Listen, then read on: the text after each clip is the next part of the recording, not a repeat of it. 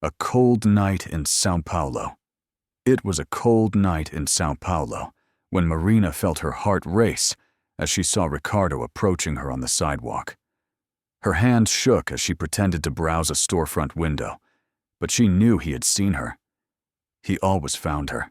Always. For months, she had tried to rebuild her life away from the man who had turned a 3-year relationship into a nightmare of control and threats. But Ricardo did not accept that she had left.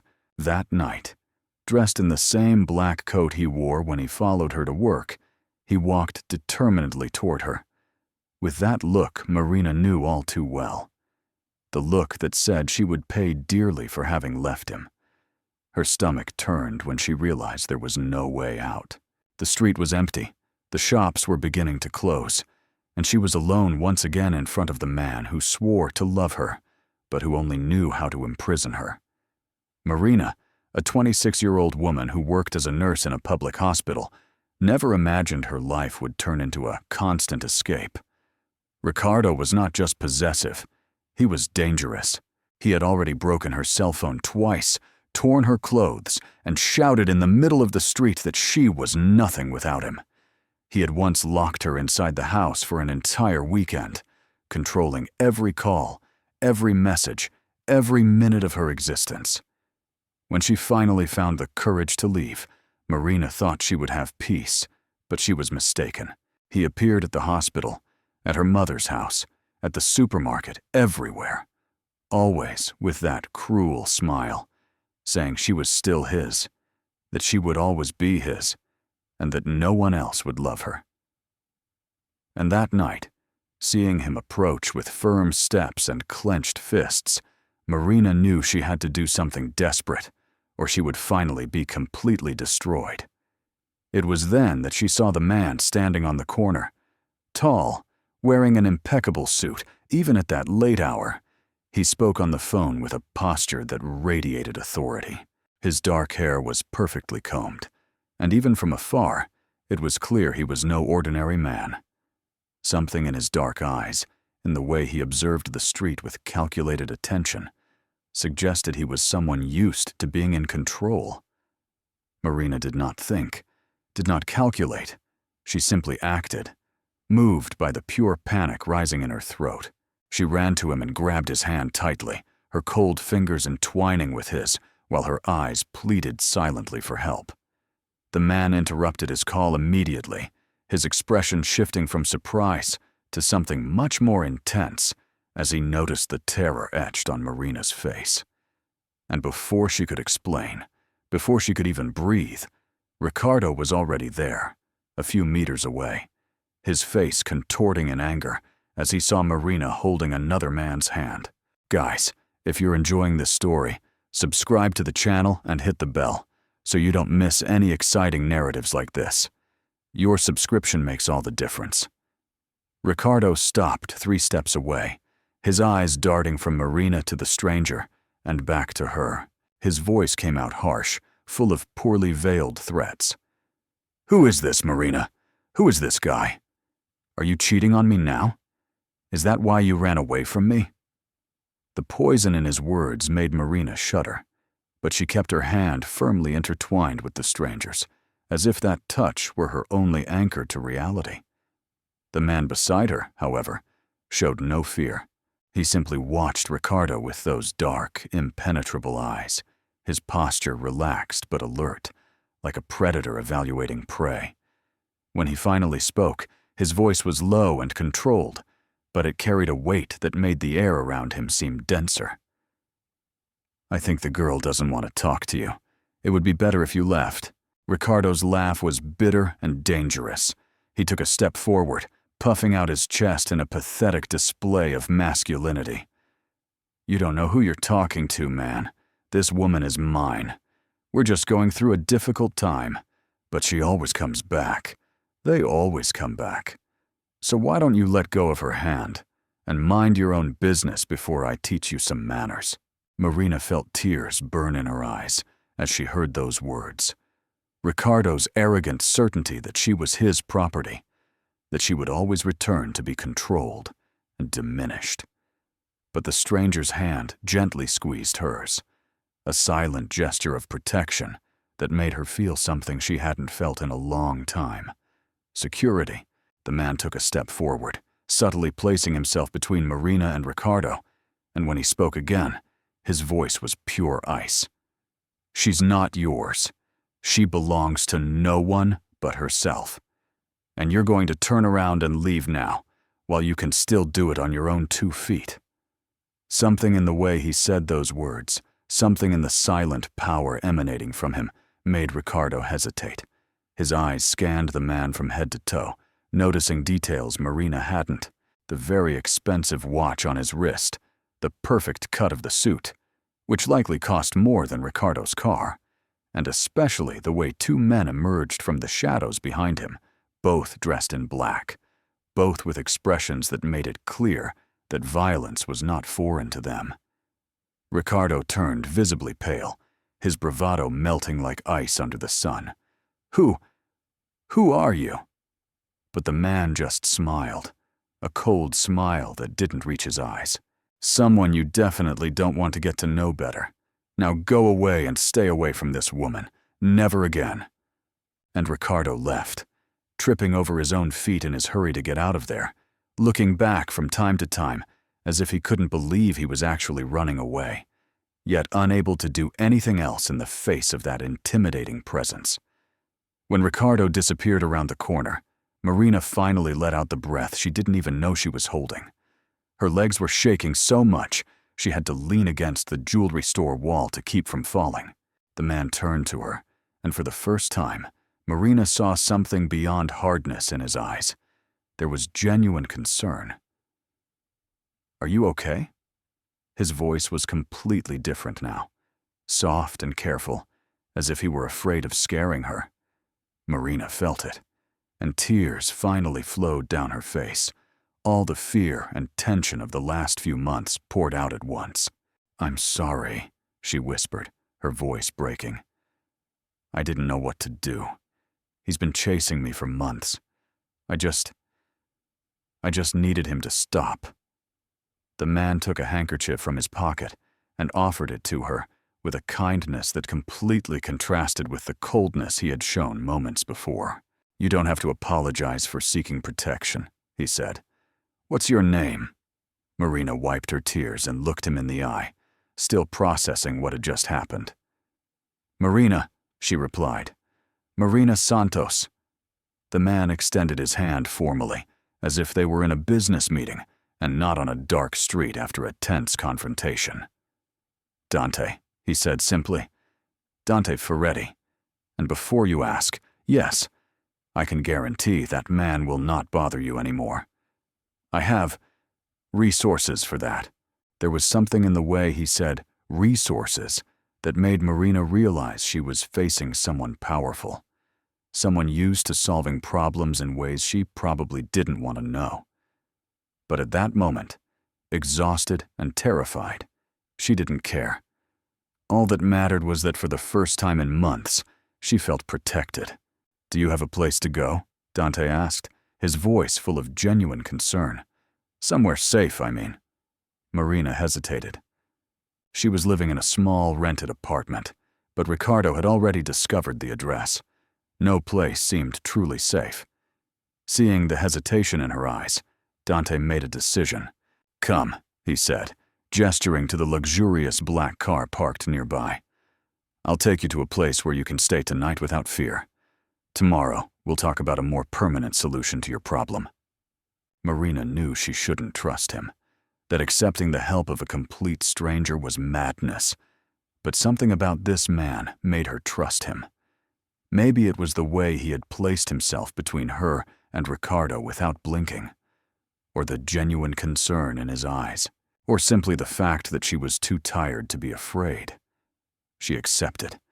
The car was more luxurious inside than any vehicle Marina had ever seen, with leather seats and finishes that screamed money and power. On the way, Dante asked careful questions about Marina's situation, listening attentively as she spoke of the months of stalking, the threats, the constant feeling of being watched. He didn't make empty promises or offer cheap words of comfort. He just listened, his eyes growing progressively darker with every detail she revealed. The apartment where Dante took her was a spectacular penthouse with a view of the entire city. Marina stood paralyzed at the entrance, her eyes taking in the luxury around her. "Is this yours?" she asked, her voice small. "One of mine," Dante answered casually, as if owning multiple luxury properties were the most normal thing in the world. "You can stay here as long as you need. There is 24-hour security, and I guarantee your ex won't be able to get anywhere near this building."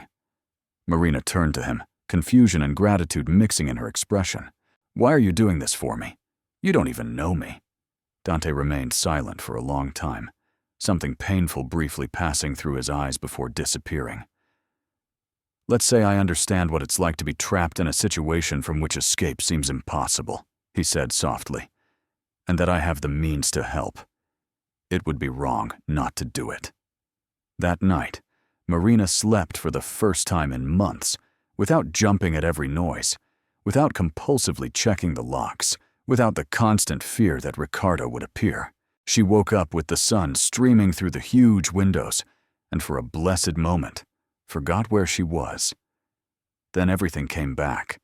The desperate escape, the stranger named Dante, the luxurious apartment. She found new clothes in her size carefully left on a chair, still with the tags, and a note in Dante's elegant calligraphy saying he would return at noon to talk. Marina took a long bath, put on the soft, expensive clothes, and for the first time in a long time, allowed herself to feel a flash of hope. Maybe, just maybe, her life could really change. When Dante arrived exactly at noon, he brought a folder of documents and a serious expression. They sat in the living room, and he explained with almost business-like efficiency the measures he had already taken. "I have a lawyer preparing a restraining order against Ricardo," Dante started, sliding some papers across the coffee table. "I've also hired private security for you, discreet but effective, and I did some investigating into your ex." Marina blinked, processing the speed at which everything was moving. "Investigating?" Dante sighed, his face hardening.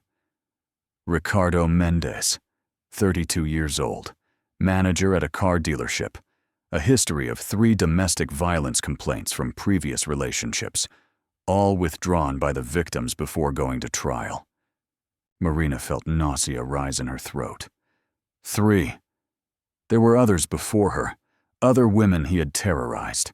Dante continued, his voice growing colder. "He also has significant gambling debts. He owes money to some very unpleasant people, the kind of people I know."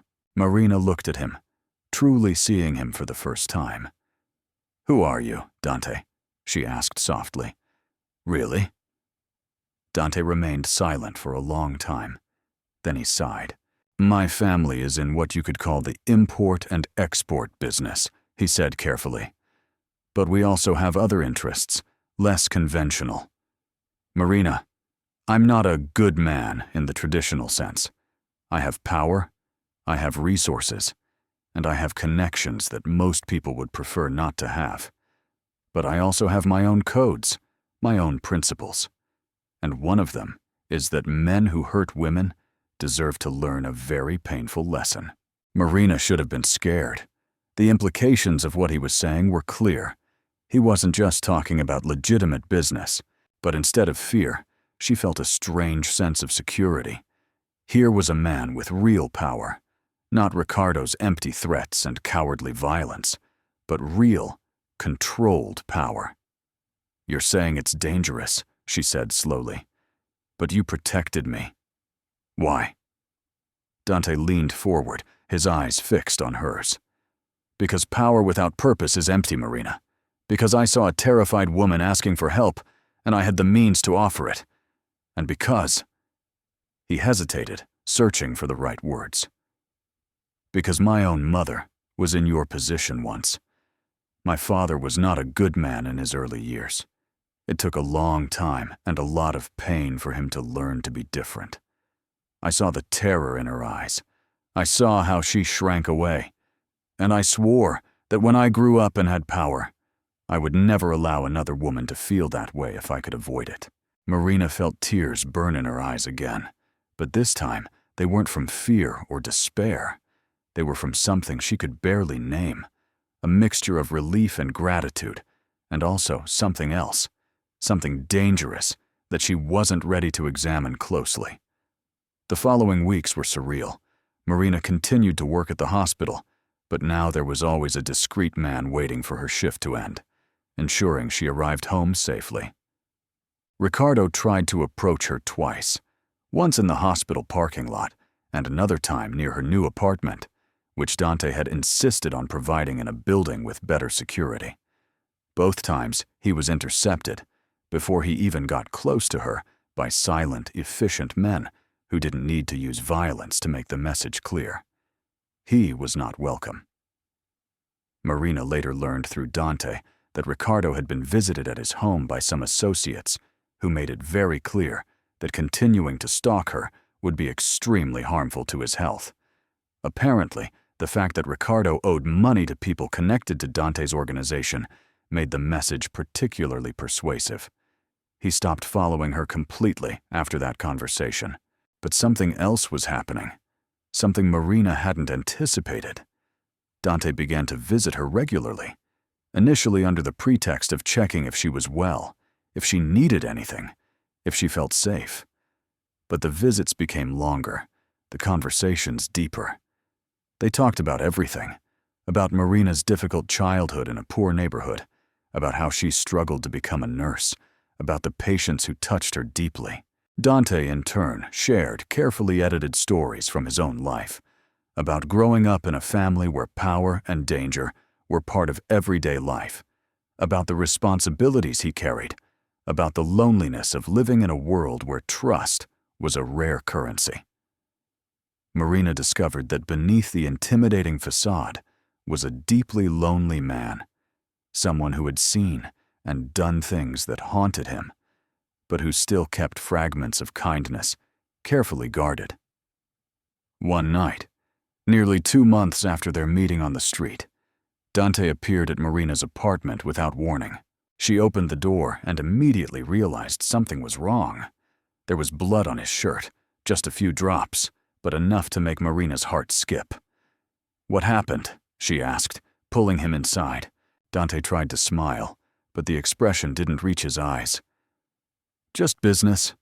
Nothing to worry about." But Marina was a nurse, and her professional instincts took over. "Sit down," she ordered, pushing him toward the sofa. "Take off your shirt. Let me see."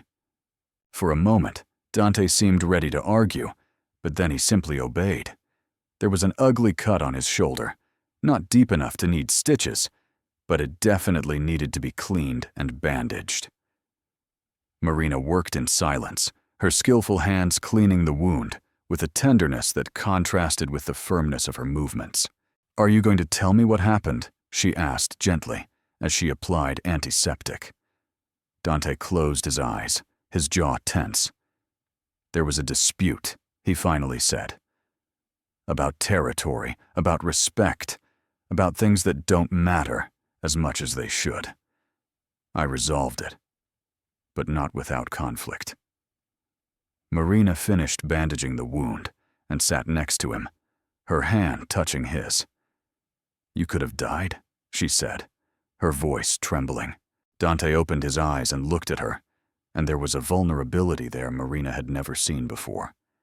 "I could have," he admitted. "It's the risk I take. It's the life I chose, or that was chosen for me. I don't know which it is anymore." Marina felt something break inside her, some barrier she had carefully maintained. Without thinking, she leaned over and kissed him, softly, but deliberately. Dante froze for a moment, then pulled her closer, the kiss deepening as months of unspoken tension finally found expression. When they pulled apart, both were breathless. Marina knew it was madness, that getting involved with a man like Dante meant entering a dangerous world, but her heart didn't care about logic. "I shouldn't want this," she whispered against his lips. "I shouldn't want you. I know exactly who you are, what you do. I should run in the opposite direction.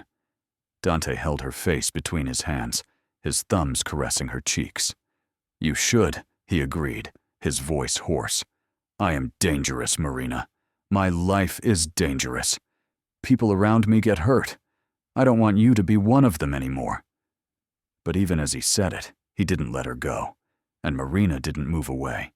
Instead, she kissed him again, and this time he surrendered completely, pulling her into his lap, her hands entwining in his hair, as if she were the only solid thing in a world that constantly tried to bring him down.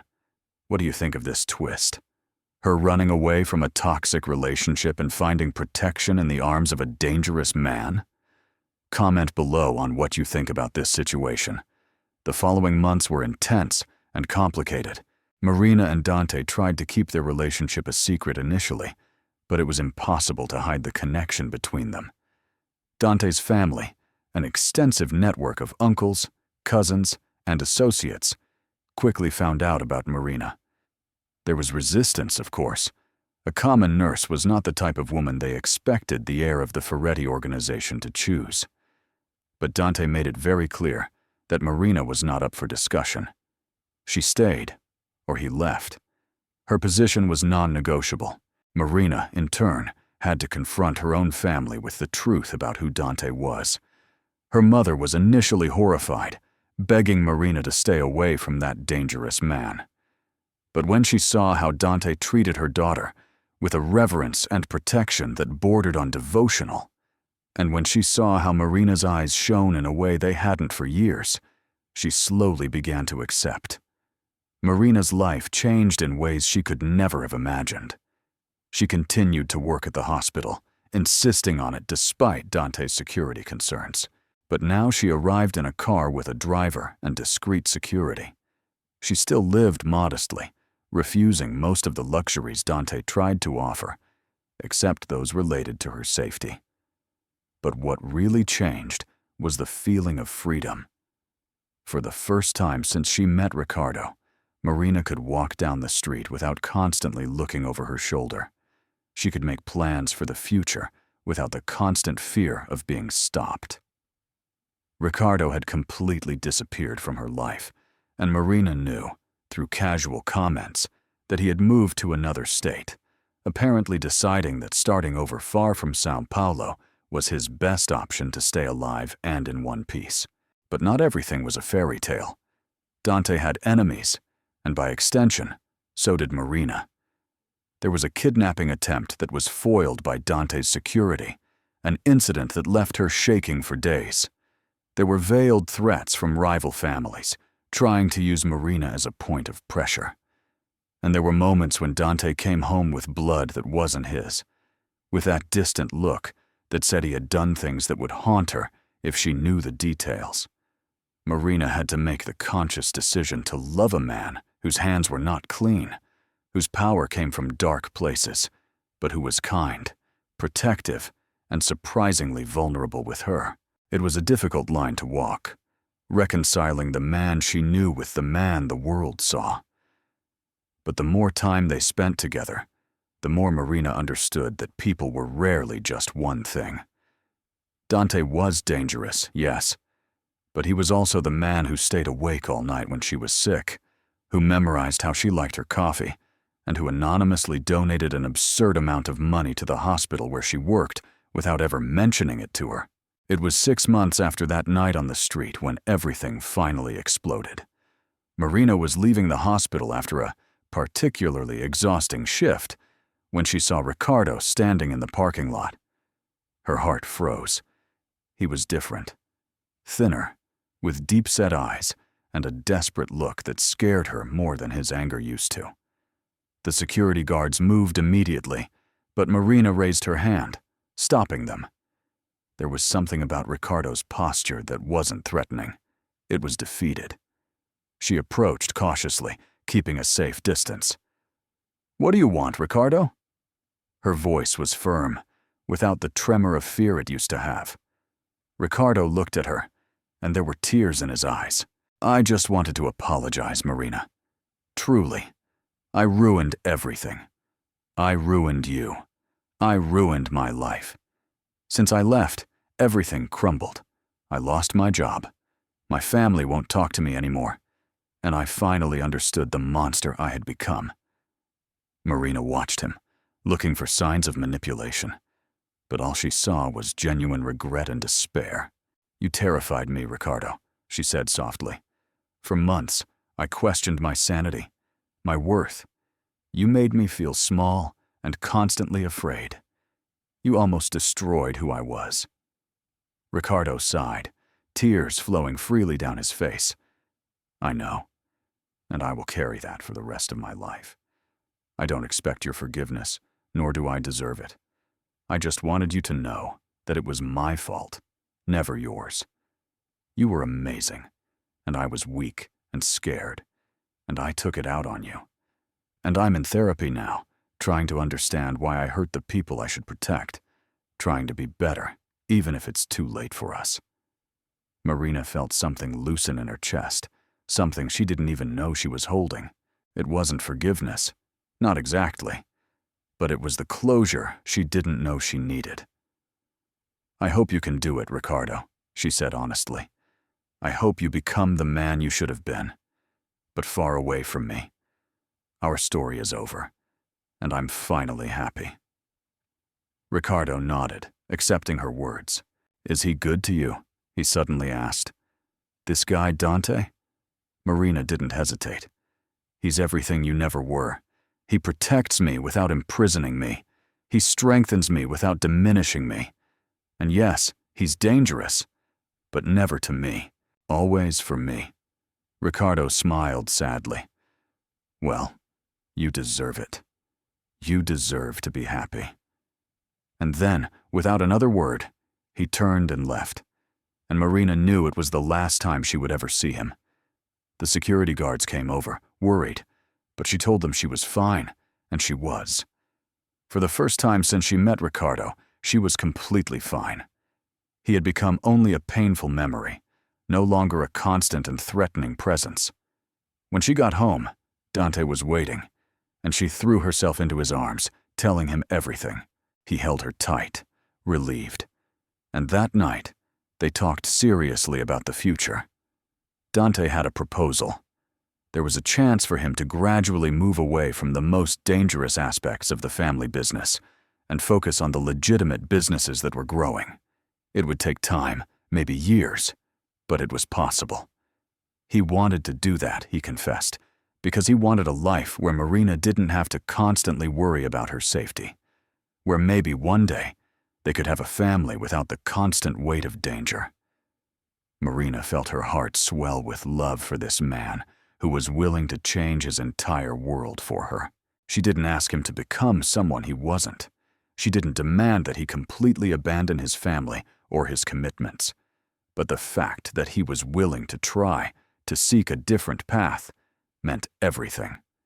They made plans, careful and realistic, recognizing that change would take time, but committed to the goal. A year later, in a small ceremony with only close family and intimate friends, Marina and Dante got married. It was a strange celebration, with half the guests being nurses and doctors from the hospital, and the other half being expensive men with questionable pasts.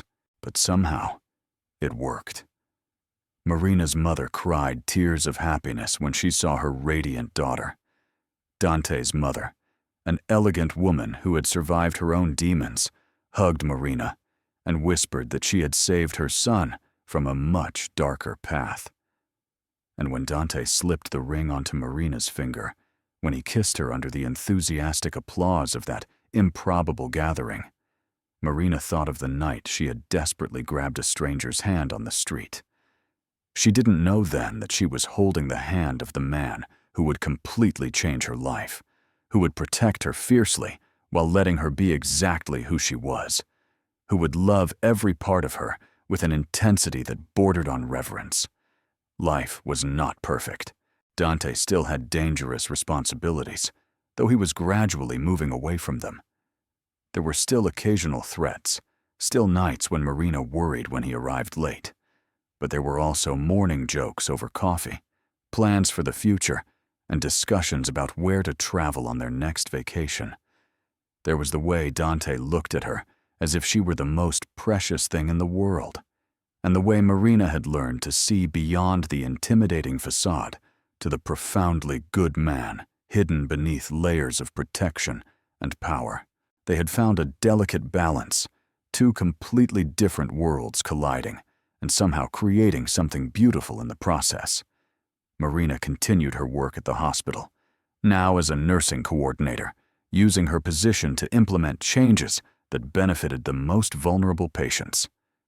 Dante channeled significant resources into causes fighting domestic violence, creating shelters and support programs for women in situations like the one Marina had faced. Subscribe to the channel now, activate the bell, and leave a like if this story touched your heart. Stories like this need to be told, and your support helps us reach more people who need to know that there is always hope, always a way out. Ricardo never made contact again. Marina knew through mutual acquaintances that he was truly in therapy and trying to rebuild his life in a healthy way. She didn't wish him ill, but she had no interest in knowing more. That chapter was closed, sealed, and archived in some corner far from her mind. What mattered was the present, waking up every day next to a man who actively chose her, who constantly worked on himself to be better, who understood that love was not possession, but partnership. Dante had kept his promise, gradually moving away from the darkest aspects of the family empire, delegating those responsibilities to others while focusing on expanding the legitimate business. It was not easy. There was resistance within the organization. There were moments when he had to prove his strength in ways Marina preferred not to know the details of. But he persisted, driven by the desire to build a life where his love for Marina was not constantly threatened by the violence of his world. 2 years after the wedding, Marina discovered she was pregnant. The news was received with a mixture of joy and terror. Dante froze when she told him, his face going through a dozen emotions before settling on pure happiness mixed with visible fear. "I'm going to be a father," he whispered, awestruck. "I'm going to bring a child into this world, into my life. Marina, I don't know if I can do this, if I can be what he or she needs." Marina held his face, forcing him to look her in the eye. "You will be an incredible father," she said with conviction, "because you know exactly what kind of man you don't want to be, and that knowledge will guide you. Our child will be loved, protected, and taught that power comes with responsibility, that kindness is not weakness, and that the world can be hard, but we choose to be kind anyway." And Dante cried for the first time since Marina had known him, tears of joy and hope streaming down his face as he held her. The pregnancy was monitored with obsessive care, Dante ensuring Marina had access to the best doctors, but respecting her wish to continue working for as long as she could. He became absurdly protective, but in a sweet way that made her laugh more than it irritated her. He talked to her belly every night, telling stories of his own childhood and making promises about the future he would build for his child. And when their daughter was finally born, a tiny, perfect girl with Dante's dark eyes and Marina's smile, something fundamental changed in the world.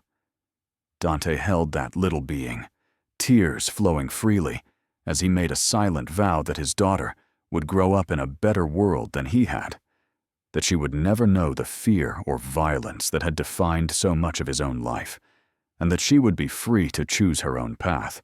Sophia, they named her, and she became the center of their universe. Marina saw sides of Dante she didn't even know existed, an infinite tenderness, a surprising patience, a love so deep it bordered on religious devotion. He sang to Sophia until she fell asleep, changed diapers in the middle of the night without complaint, and was present for every milestone, as if they were personal miracles. His transformation was visible to everyone who knew him. The tough, intimidating man still existed when necessary, But at home, he was simply Dante, father and husband, completely dedicated to his little family. The Ferretti organization continued its operations, but Dante ensured his most questionable activities were completely separated from his family life. There was a clear wall between business and home, and he maintained it with absolute ferocity. Marina returned to work after maternity leave, but on a reduced schedule, wanting to be there for Sofia while still maintaining the career she loved so much. She became a vocal advocate for domestic violence victims, using her own experience to help other women find the courage to leave. She spoke at events, worked with shelters, and used the resources Dante made available to make a real difference in the lives of women trapped in abusive situations. It was her way of transforming her own pain into something meaningful, of ensuring her suffering had not been in vain. And every time she helped a woman escape, every time she saw someone find the courage to start over, she thought of that cold night when she had desperately held the hand of a stranger, and she was grateful for her own courage in that moment of panic. People often asked Marina how she reconciled loving a man like Dante, someone whose past and present were stained by activities she personally disapproved of. Her answer was always the same. People are complex, and love is not about finding perfection. It's about choosing someone every day, knowing exactly who they are. Dante never lied to her about his life. He never tried to sugarcoat it or hide his true nature. He was dangerous, yes, but he was also loyal, protective, kind to those he loved, and relentless toward those who threatened his family. He was actively working to change, to build a legacy different from the one he inherited. And that was enough for Marina, because she didn't believe in throwing people away simply because they came from dark places. She believed in giving them reasons to seek the light. And she, evidently, was Dante's reason. 5 years after that fateful night, Marina was in the park watching Dante push Sofia on the swing. Her daughter laughed happily, her dark hair flying in the wind, as she shouted, "Higher! Higher!" Dante obeyed with a smile on his face, completely enchanted by the little person who was half him and half Marina. A woman approached Marina, recognizing her from a lecture she had given on domestic violence. "Thank you," the woman said softly. "Your story gave me the courage to finally leave. I'm starting over now, and it's scary, but for the first time in years, I feel free." Marina hugged the woman, tears in her eyes. "You are so strong," she said, "and it will get easier, I promise. You have a bright future ahead of you." The woman looked over at Dante and Sofia. "That's him, isn't it? The man from your story?" Marina nodded, smiling. "That's him. He saved me. And I think, in a way, I saved him too." When the woman left, Dante joined Marina on the bench, Sofia sitting on his lap, eating ice cream and chatting happily about the birds she had seen. Marina leaned against Dante, feeling the solidness of his presence, the security he represented. "Are you okay?" he asked softly, always in tune with her emotions. "I'm more than okay," Marina replied honestly. "I'm happy. Truly, deeply happy. And I know our story isn't conventional, that many people wouldn't understand. But it doesn't matter, because it's ours." Dante kissed the top of her head, holding Sofia with one arm while wrapping the other around Marina. "Our family is strange and imperfect," he murmured. "And I wouldn't trade it for anything." And Marina knew he meant it. They had built something beautiful from the ashes of their past pains, something strong and true that weathered every storm. Thank you for listening to my story until the end. If it touched you in any way, if it gave you hope or perspective, please subscribe to the channel for more stories like this. Share this video with someone who might need to hear that there is always a way out, always a chance to start over.